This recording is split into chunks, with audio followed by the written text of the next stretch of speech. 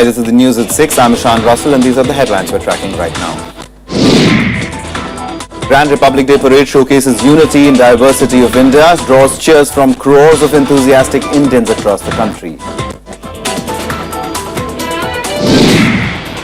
Highest Peacetime Gallantry Award, Ashoka Chakra given posthumously to Major Mukund Vardarajan and Nayak Neeraj Kumar.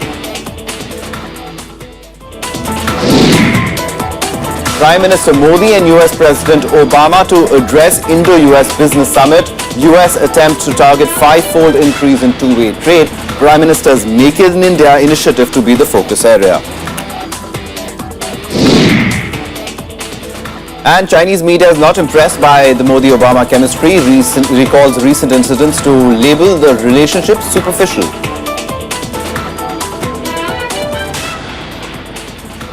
Always a spectacle and a feast for the eyes, this year's Republic Day Parade was grander and much more special, not only because of the presence of the US President Barack Obama and his wife Michelle, but also because this year's parade saw many firsts, from an all-women's contingent of all three defense services to a state tableau for Telangana, India's youngest state.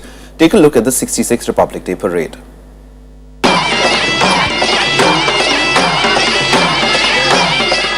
India's rich cultural diversity blended with the showcase of its military might at the 66th Republic Day Parade on Monday.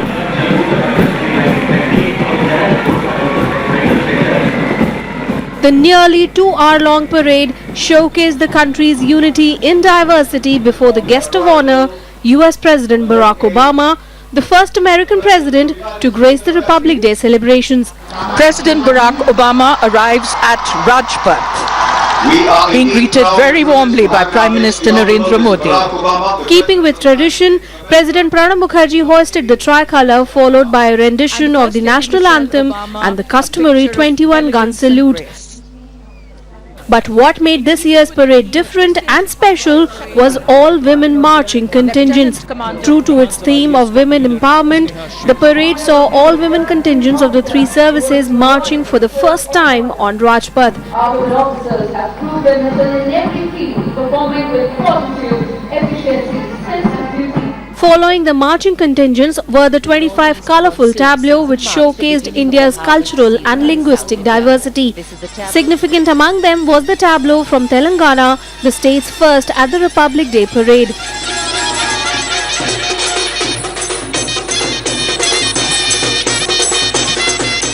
It depicted Bonalu, the illustrious festival to celebrate the worship of Divine Mother, Goddess Mahakali. Other attractions were the Make in India tableau by the Department of Industrial Policy and Promotion,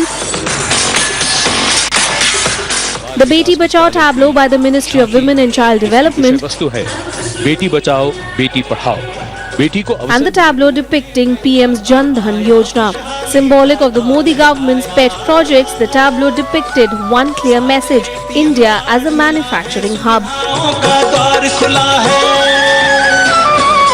But the showstoppers of the event was Jabaz, Constable Jitendra Hemant Satbir, Chandrabhanan Uday Pratap. the BSF's crack team of motorcycle stuntmen who got a thumbs up from an excited US president and cheers from the First Lady. This is the BSF's Golden Jubilee year. Perfect balance, led by Constable Duresh Babu.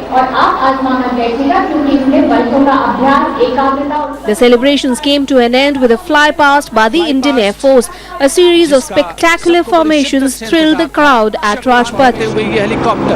Come on group captain Jasdeep Singh Sandhu के हाथों में. A new aircraft, the top-line MiG-29K, which is a Russian fighter jet, made its debut in the Republic Day celebrations this year. Singh, commanding officer of the 1st Upgrade Squadron, other members of the formation. The MiG aircraft is said to have elevated India's naval capacities from a defensive position to one of supremacy. The flypast concluded with a Sukhoi 30 MKI carrying out a vertical Charlie maneuver over the saluting dais. Bureau Report, Rajya Sabha TV. Right, now we're joined by Ambassador Leela Ponappa. She's a former Deputy National Security Advisor. And ma'am, we've been talking about the American president's visit, and of course, today being Republic Day, it was a big occasion already for India. But the fact that the first US president ever to come and grace the Republic Day, a significant milestone in Indo-US history.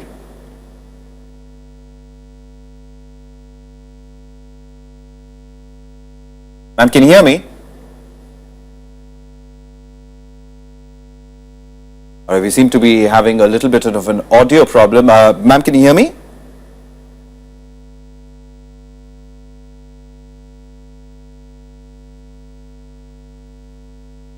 All right, we'll try to reconnect that audio link with Ambassador Leela Ponappa. But meanwhile, let's just fill you in on what's been happening as far as the Prime Minister Narendra Modi is concerned. And American President Barack Obama, who after the Republic Day parade, attended the at-home gathering at President Pranab Mukherjee's residence, the Rashtrapati Bhavan, in the afternoon. Present at the informal event were the who's and who's of Delhi's political circle, including senior officials and ministers of the government. US First Lady Michelle Obama and the US President also interacted with senior BJP and Congress leaders, as well as chief ministers of many states.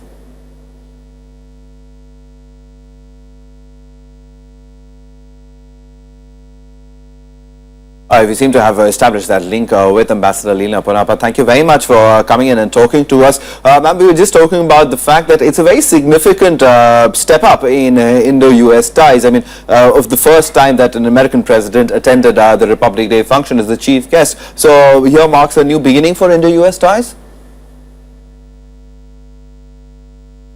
Well, it's certainly an important milestone. But I think we have to look at these things as a progression. There has been an increasingly warmer relationship with the United States. I think we've seen this under successive prime ministers in the past and under successive US presidents. And but I think the fact that we have the President of the US as the chief guest this year is a good occasion.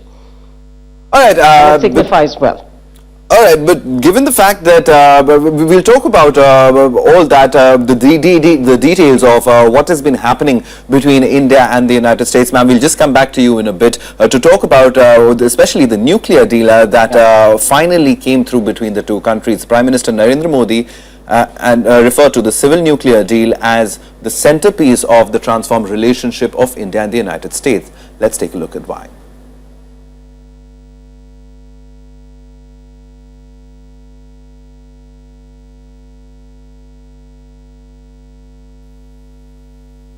Barely a decade ago, the BJP was in the lead, pushing through strong liability clauses that stopped US suppliers from operationalizing the Indo-US civil nuclear deal.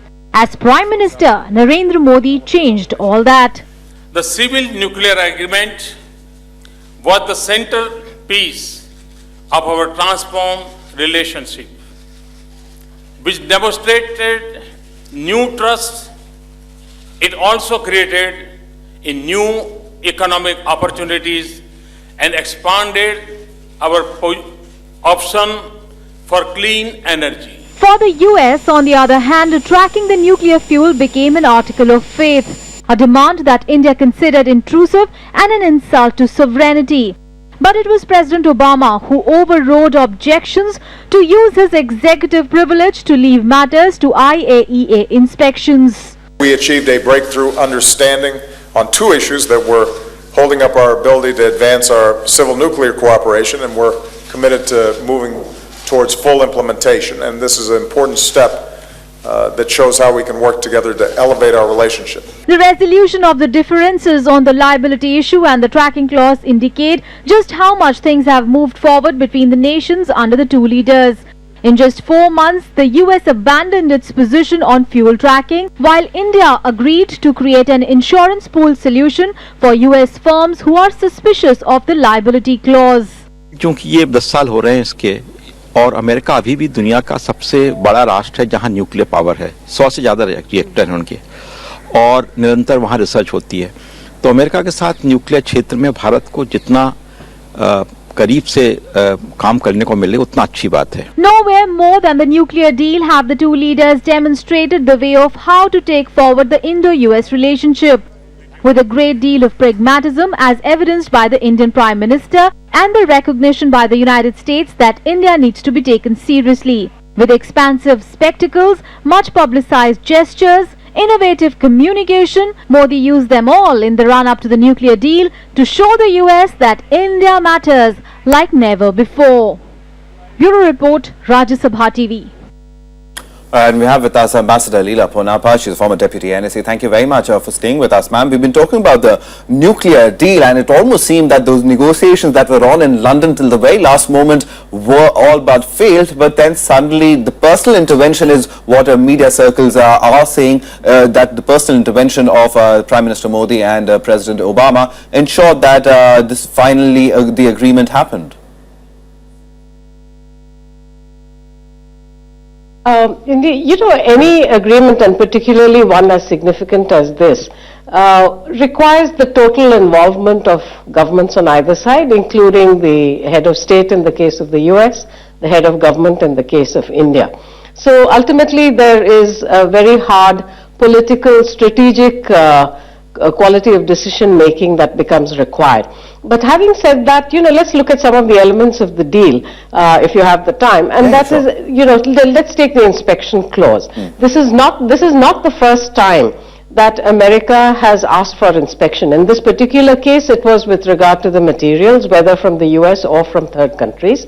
But if you go back to the 1980s, when India wanted to purchase a supercomputer for purposes of weather forecasting, it was the Cray 1, and Rajiv Gandhi was the Prime Minister.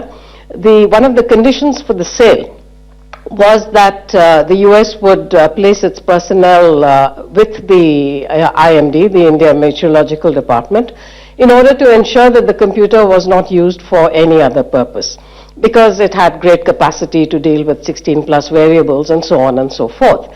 Now, India and the United States worked out via media. Then too, the government of the day came in for criticism, saying Indian sovereignty was being targeted, etc., etc. We bought one, and by the time that the US was willing to sell us a second one, I think BARC had developed our own computer, the Param, and it was no longer necessary to go for the Cray. Now, in this particular case, there was the issue of the tracking of the materials. It's not as though India is saying we will not make ourselves liable to inspection. All we were saying is there is a multilateral process under the IAEA. Let's go with that. Other countries have accepted it. And here very clearly it was an executive decision, a political decision by President Obama, and this particular gap got bridged. The other one regarding the nuclear liability, again I think both sides have worked very hard, and this is really the business of diplomacy, to narrow gaps that might exist in understanding, in the ability of two countries to move forward. And I would really call this the success of diplomacy at all levels.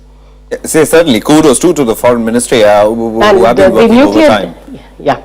Who have been working overtime. No. Diplomacy extends beyond the foreign ministry. Of course, the foreign ministry is the platform, but it pulls together all the elements of the country. Whether it's the Department of Atomic Energy in this case, whether it's the financial aspects, you know, diplomacy really attempts to pull together whatever the country brings to the table. And the foreign ministry necessarily works with all the other ministries concerned.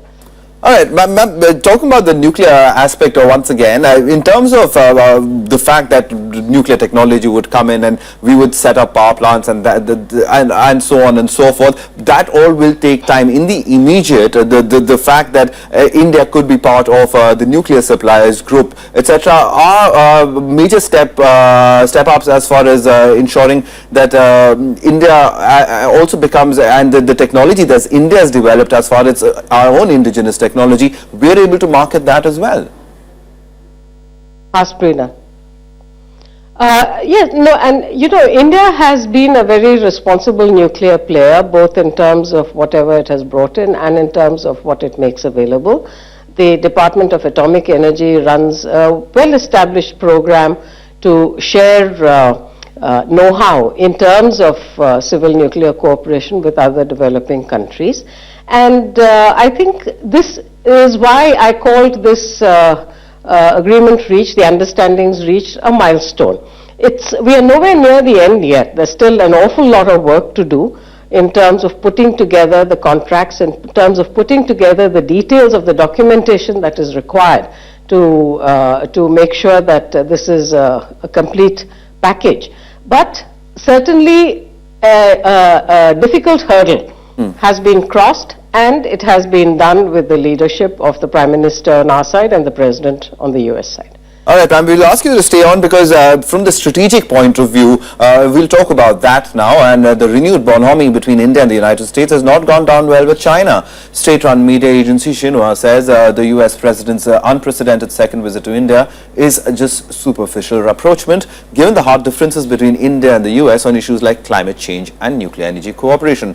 Now, China is likely to keep a close watch on the outcome of the talks. Obama's arrival in New Delhi was widely covered by the state-run CCTV, with questions on how it's going to impact China and whether it was part of the US strategy of containment of Beijing's growing influence in the region. Xinhua said, and I quote, "The shortened 3-day visit is more symbolic than pragmatic, given the long-standing division between the two giants, which may be as huge as the distance between them.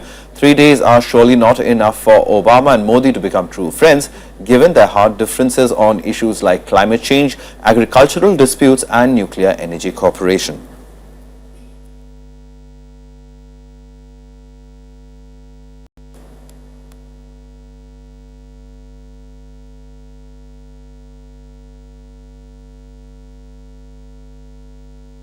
And we have with us Ambassador Leela Ponnappa to talk about, it's called the Strategic Vision document, and that's a very telling statement. I mean, the title of that 10-page joint vision that came out is called Strategic Vision. And as far as strategic alliances go, China not looking too happy with India and the US coming closer.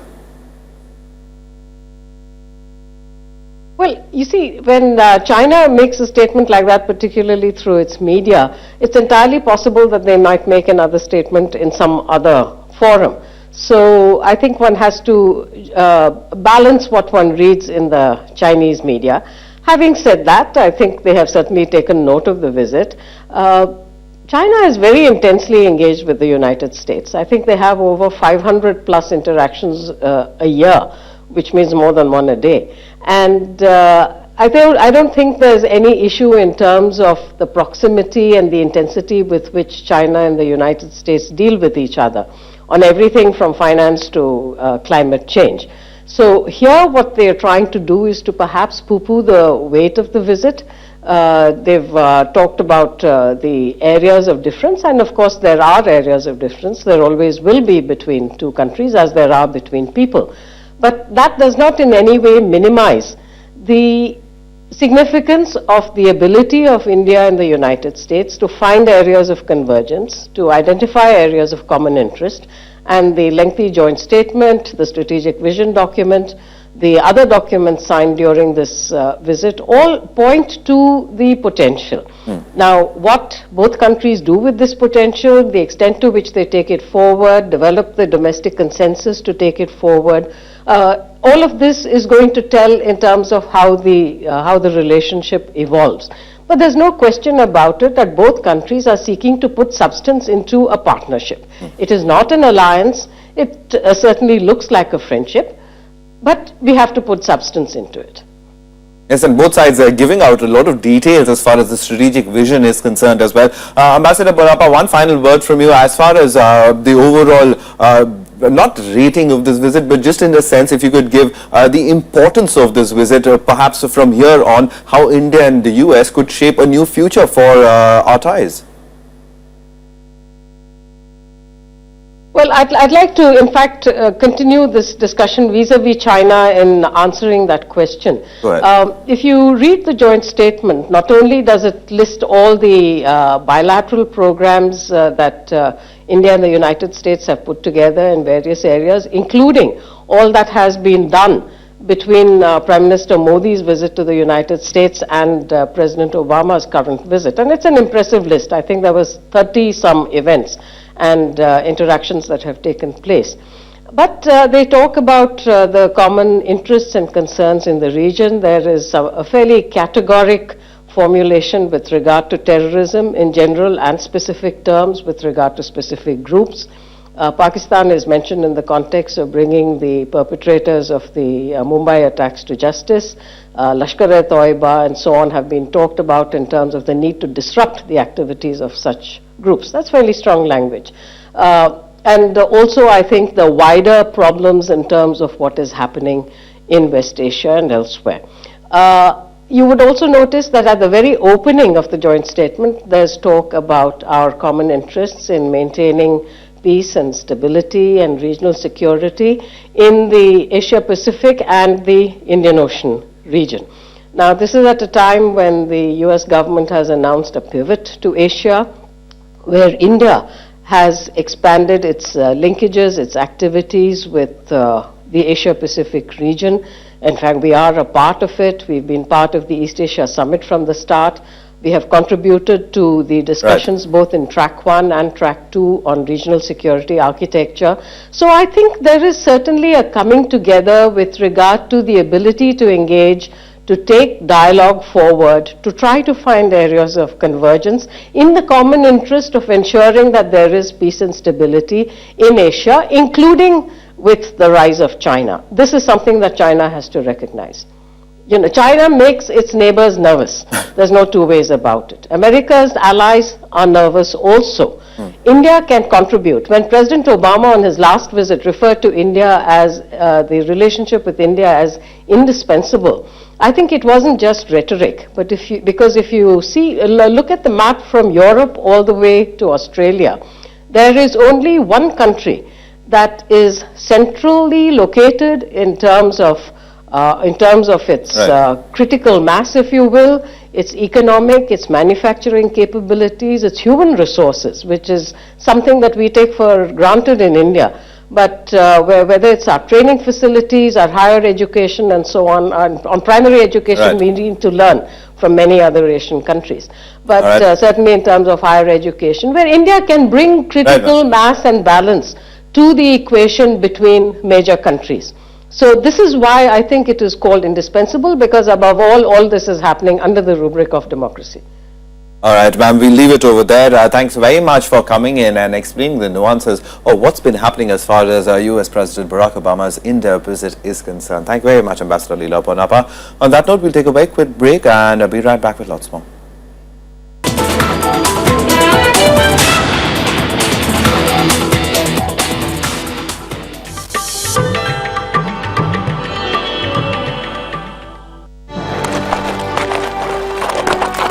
अंग्रेजी हुकूमत के दौरान हिंदुस्तान में 3 शाही दरबार हुए।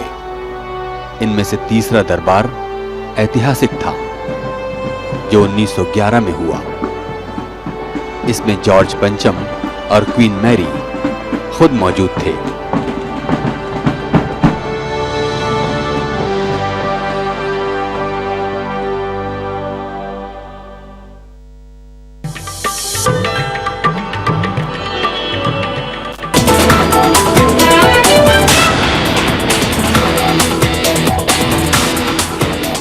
Welcome back. You're watching the news at 6. Now, the Indo-US CEO meet is underway in New Delhi. Trade and economic issues, including visa, totalization pact, and impediments hampering investments, are in focus at the US-India CEO Forum meeting. We'll now go across to our correspondent Akhilesh Suman, who is present at the meet. Akhilesh, what more can you tell us about what's been happening as far as this meet is concerned? Actually, you know, I have been talking to some of the business giants who are present there. So what is the bottom line of the whole CEO meeting and business summit is the level playing field should be given by both Indians and the Americans in the field of business. See, they are trying to compare the American-Chinese business and American-Indian business. They are telling that Americans have given lots of leverage to the Chinese companies for doing business. Americans have given technology to Chinese, and even IPR has not been respected much by the Chinese. but all those conditions is very stringently being put on Indian businessmen. So that is one of the key issues that will be coming in this in the two forums, one the CEO forum and the Indo-US Business Summit. And even the Americans are telling that your bureaucratic riddles are too tough and it takes lots of time to resolve any issue. So both sides have complaints against each other. But what the comparison they are going to make, that see, if you want to make us ally, if America wants India to be ally, and if America wants to make India counterweight to China, it has to give a level playing field, and that is not being by the Americans for many years. It takes 5 to 7 years to agree on one agreement, and that is ridiculous sometimes. That if you want to do business, if you want to give a level playing field, if you see that we are the special partner in global politics, then it becomes very difficult for businessmen to do any business. See, just the question of visa. The visa question has been being negotiated for many years, and they don't get. Indian professionals go there, they are harassed, they have to return, and then the security money they deposit for the social security, they are also not being returned. So Indians have complaints that we are running your many of the professional companies. We are doing the IT professional jobs. We are also helping you in the governance issues. You see that many of the Indians are now in the governance administration, but we are not getting the same type of leverage especially the Chinese are being given. And the provocation is that America most of the time tells that we want to create a balance in the Asia Pacific, but this type of disempowerment India wants from Americans, that India should be empowered in the business field, economic field, and financial field, so that India can extend cooperation in the Asia Pacific region, and that is how you can counterweight the monopoly of Chinese in the whole region. Otherwise it will be just rhetoric. One will be saying that yes, India and America are good friends, but it is not. Alright, we'll leave it over there. Akhilesh Suman will be keeping a track on that meeting for us, the big CEOs meeting. Barack Obama and Narendra Modi, the Indian Prime Minister and the US President, would be also addressing Indo-US Business Summit very soon. So we'll be getting you live pictures of that as well. So do stay tuned to Rajya Sabha. It's time to wrap up the show, but today, of course, is Republic Day. And Republic Day is also not all about honoring the chief guests. It's also about remembering our heroes. And India's highest peacetime gallantry award, the Ashok Chakra, was today awarded posthumously to two brave soldiers of the Indian Army who lost their lives fighting terrorists in Jammu and Kashmir. President Pranab Mukherjee presented the award to the family members of these soldiers. We'll call it a wrap over here and we'll leave you with the story. Nayak Neeraj Kumar Singh, Rajputana Rifles, 57वीं Battalion, the Rashtriya Rifles, Maranoparant. President Pranab Mukherjee presented the Ashok Chakra to the family members of two army personnel who laid down their lives while fighting terrorists in Jammu and Kashmir. Wives of Nayak Neeraj Kumar Singh of the 57th Battalion of the Rashtriya Rifles and Major Mukund Vardarajan of the 44th Battalion of the Rashtriya Rifles received the honour at the 66th Republic Day Parade. Major Vardarajan died last year in April while fighting terrorists in Shopian district of Jammu and Kashmir. The brave soldier managed to kill 3 terrorists before dying. His wife Indu Mukund received the award from the President. उत्कृष्ट वीरता और असाधारण नेतृत्व का प्रदर्शन किया और आतंकवादियों से संघर्ष करते समय सर्वोच्च बलिदान दिया. स्वर्गीय मेजर मुकुंद वरदराजन की पत्नी Shrimati Indu Mukund. Nayak Neeraj Kumar Singh died while leading a search operation at Kupwara in Jammu and Kashmir in August last year. He shot dead a terrorist and rescued an injured soldier. He killed another terrorist in hand-to-hand combat. His wife, Parmeshwari Devi, received the honour. स्वर्गीय नायक नीरज कुमार सिंह की पत्नी परमेश्वरी देवी. The Ashok Chakra award is given for the most conspicuous bravery or some daring or preeminent valour or self-sacrifice other than in the face of the enemy. Bureau Report, Rajya Sabha TV.